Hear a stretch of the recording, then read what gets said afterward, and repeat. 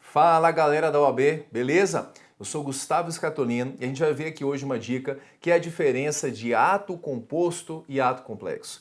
Eu sei que é uma questão que atormenta muita gente, uma questão que nos livros a gente não encontra um pensamento que seja unânime entre os autores. A gente sabe daquela diferenciação da classificação do Carvalho Filho e da Maria Silvia de Pietro, e a gente vai tratar de tudo isso aqui hoje para esclarecer para vocês de uma vez por todas a diferença de ato composto, ato complexo e como você vai marcar na sua prova. Vamos lá então? Então olha só, pessoal, o tema de hoje, ato composto e ato complexo, beleza?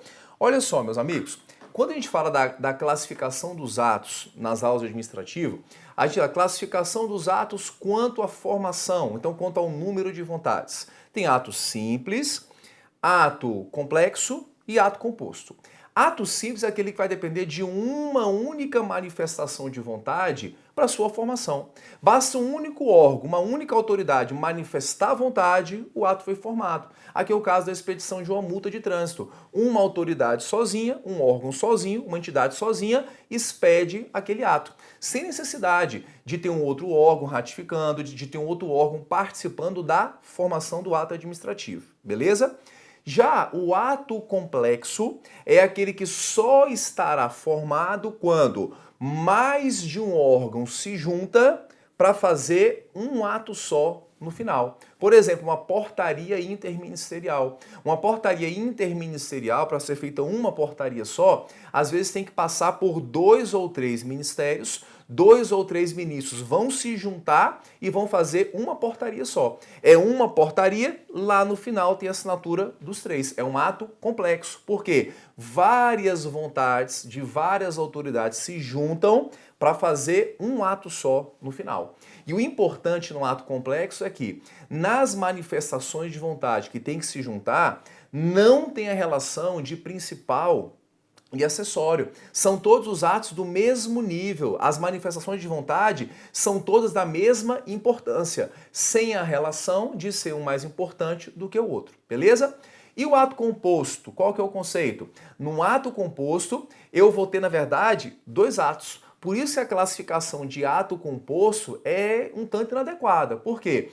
Ato composto são 2 atos. Um vai ser o ato principal, que já está quase que pronto aquele ato, mas para esse ato produzir os seus efeitos, necessitará da ratificação, da complementação, da aprovação de um ato posterior que vai ratificar a vontade principal. E no ato composto a gente vai ter um ato principal e um ato secundário, um ato acessório, que só ratifica, confirma a outra vontade que é a vontade principal, beleza? Então, para efeitos de conceito, o conceito é até um tanto claro, né? Se a questão de prova disser ato que dependerá para a sua formação da manifestação de vontade de mais de um órgão, falou mais de um órgão se junta para fazer um ato só, é ato complexo. Se falar ato que dependerá da sua formação de um ato principal e um acessório que vai confirmar, que vai ratificar, que vai aprovar a outra vontade que é a principal, aí seria o ato, no caso, o ato composto, beleza?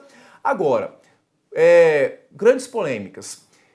Classificação de alguns atos. Para Maria Silvia de Pietro, ela considera que a nomeação do PGR, por depender de indicação do presidente e a aprovação do Senado, que ratifica a outra vontade, que para ela é a principal, seria exemplo de ato composto.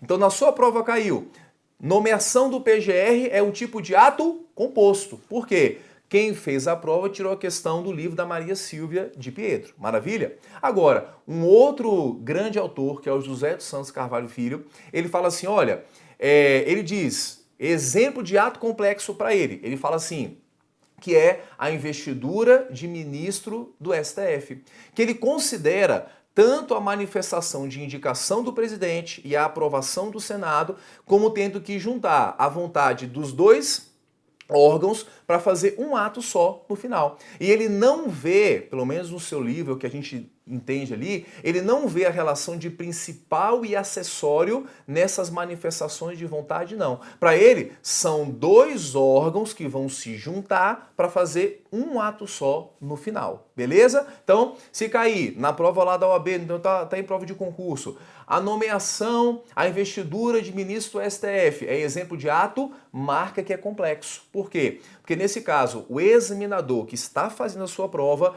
pegou o livro do Carvalho Filho e dele está tirando ali essa questão desse exemplo, beleza? Agora, para fechar, uma pergunta que eu faço a você. A registrar aposentadoria no TCU é uma espécie de ato composto ou é uma espécie de ato complexo? Hein, meus amigos? Quem respondeu ato complexo acertou a questão. Por quê? Porque o STF entende que eu tenho que juntar a vontade de dois órgãos para fazer um ato só no final.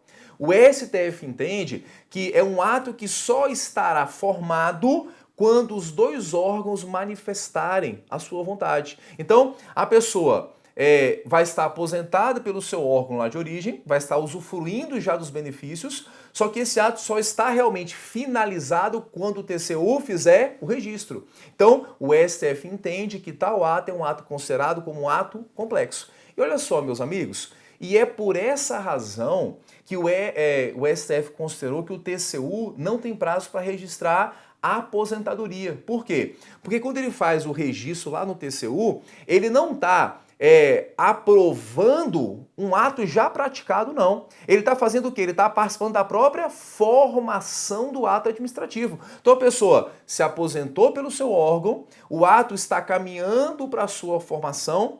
Quando o TCU registra, aí sim o ato ele foi finalizado. E é por isso que o TCU não tem prazo para fazer esse registro. Beleza, meus amigos? Espero aí ter esclarecido e contribuído com essa questão que eu sei que atormenta muitas pessoas, mas a gente colocou aqui de um modo bem objetivo e bem didático para você entender como responder isso nas suas provas. Ficamos aqui e até a próxima dica.